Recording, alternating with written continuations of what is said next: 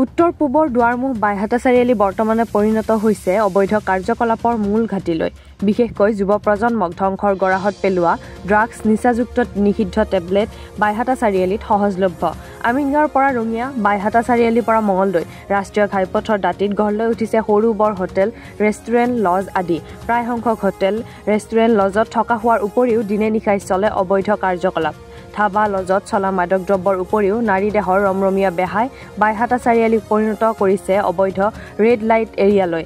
শেহতীয়াকৈ গুৱাহাটী পথৰ ২-৩খন লজত সংঘটিত হোৱা অবৈধ কাম কাজত লজ্জানত কৰিছে বৃহত্তৰ অঞ্চলবাসীক।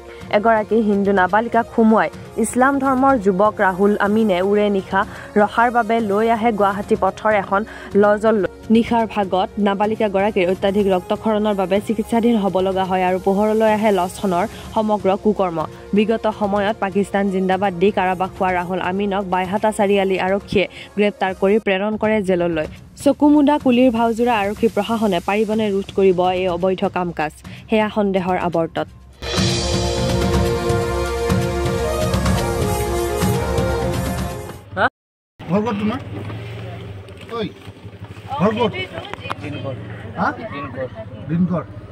আগতে কি কেছত তোমাৰ জেলত চালান দিছিল? মোৰ লগৰ ল'ৰা ফচাই দিছিল। কি কেছত? ফটো এডিটিঙত। পাকিস্তান জিন্দাবাদ। মোৰ লগৰ ল'ৰা কৰিছিল। এটা কোড গৈছো বাইদেউ।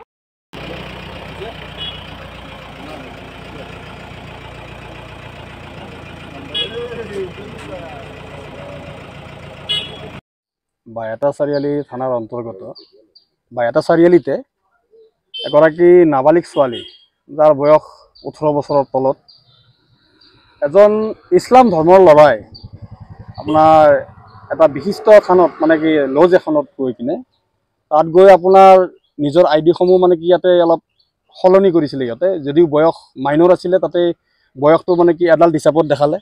যি নহওক, এই বস্তুবোৰ যে মানে কি নিজৰ বয়স লুকুৱাই হওক, আজি এজনী কলেজৰ ছাত্ৰী এগৰাকীয়ে যেতিয়া লজ বা ধাবাত গৈ কিনে এই ধৰণৰ ঘটনাবোৰ হ'বলৈ ধৰিছে, অকল বাইহাটা চাৰিআলি বুলি থানাৰ অন্তৰ্গত বুলিয়ে নহয়, কমলপুৰ থানা, চাংচাৰী থানা আৰু বাইহাটা চাৰিআলি, মানে মই কেন্দুকোনাৰ পৰা বাইহাটা চাৰিআলি, বাইহাটা চাৰিআলিৰ পৰা চাংচাৰী আৰু বাইহাটা চাৰিআলিৰ পৰা বেজেৰা, এই স্থানসমূহত যিসমূহ ধাবা আছে, অকল মাদক দ্ৰব্যই নহয়, মানে মই মদৰ কথাই অকল কোৱা নাই।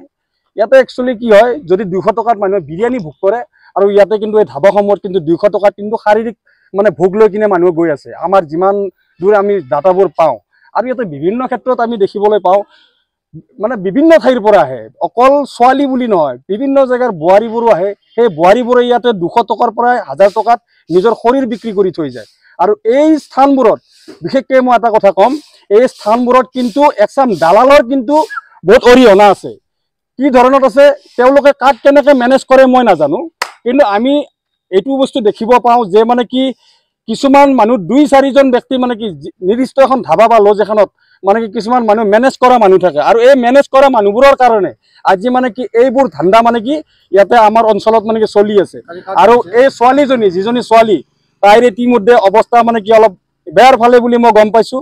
কাৰণ নাবালিকা ছোৱালীৰ লগত যিজনে মানে কি ধৰ্ষণ কৰা বুলি ক'ম, যিহেতু নাবালিকাৰ লগত মানে কি আপোনাৰ ফিজিকেল নহয়, কাৰণ তেওঁলোকৰ মতামত থাকিলে তেওঁলোকক ধৰ্ষণ কৰা বুলি এইকাৰণে ক'ম, যিহেতু ছোৱালীজনী 18 বছৰ হোৱা নাই, আৰু সেই ছোৱালীজনী ইতিমধ্যে ডক্টৰৰ চিকিৎসাধীন হৈ আছে। ল'ৰাজনৰ নাম ৰাহুল আমিন, আৰু সেই ল'ৰাজনে আজি কিছুদিন আগত, কিছুমাহ পূৰ্বে কমলপুৰ থানাৰ অন্তৰ্গত তেওঁ পাকিস্তান জিন্দাবাদ কৈ কিনে জেল খাই আহিছে। আৰু সেই ল'ৰাজনে আজি কিন্তু আকৌ এজনী হিন্দু ছোৱালীকে টাৰ্গেট কৰি লৈ কিনে চব কিছু কৰি লৈছে, কৰি লৈ কিনে মানে কি আপোনাৰ যি ধৰণৰ হিন্দু মে বি হ'ব, হিন্দুৰ নাম ল'ব পাৰে, কাৰণ যিহেতু ছোৱালীজনী হিন্দু আৰু ল'ৰাজন মানে কি তাৰ এটা জিহাদী মানসিকতা আছেই, কাৰণ যিজন ল'ৰা জিহাদী মানসিকতা নাথাকিব সি পাকিস্তান জিন্দাবাদ কেতিয়াও ক'ব নোৱাৰে।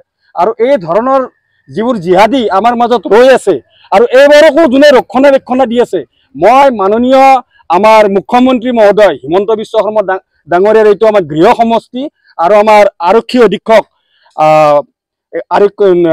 অধীক্ষক মহোদয়কো অনুৰোধ জনাম, যাতে এই অঞ্চলসমূহত যিবোৰ ধাবাত অনৈতিক কাৰ্য, বিশেষকৈ শাৰীৰিক শৰীৰৰ ভোগ যিটো মানে কি মানুহে পূৰণ কৰি আছে ধাবা সময়ত এইটো অতি শীঘ্ৰে আমাৰ মাননীয় ভাৰপ্ৰাপ্ত আৰক্ষী বিষয়া মহোদয়সকলকো বাইহাটা চাৰিআলি কমলপুৰ আৰু চাংচাৰী যিঘৰ বিষয়া আছে তেখেতসকলক মই ক'বলৈ বিচাৰোঁ এই স্থানসমূহত কি ধৰণত মানে কি কেনেকুৱা বেহাবোৰ চলি আছে তেওঁলোকে দৃষ্টি ৰাখিব লাগে কাৰণ এইটোৰ ফলত মানে জানো আমাৰ যিবোৰ উঠি অহা নৱপ্ৰজন্ম আছে এই দিশে জানো আৰু ঢাল নাখায় সেইকাৰণে মোৰ হিমন্ত বিশ্ব শৰ্মা ডাঙৰীয়াকো আহ্বান জনাইছোঁ আৰু লগতে আমাৰ যিহেতু ভাৰপ্ৰাপ্ত আৰক্ষী বিষয়া মহোদয় তেখেতো এতিয়া আমাৰ স্থানত নতুন তেখেতকো মই অনুৰোধ জনাম জানো এইবোৰ ঘটনা আমাৰ অঞ্চলৰ পৰাই মানে কি নিষেধ কৰিব পাৰি তাৰে কাৰণে তেখেতৰ তীক্ষ্ণ দৃষ্টি ৰখাৰ কাৰণে মই অনুৰোধ জনাইছোঁ ধন্যবাদ।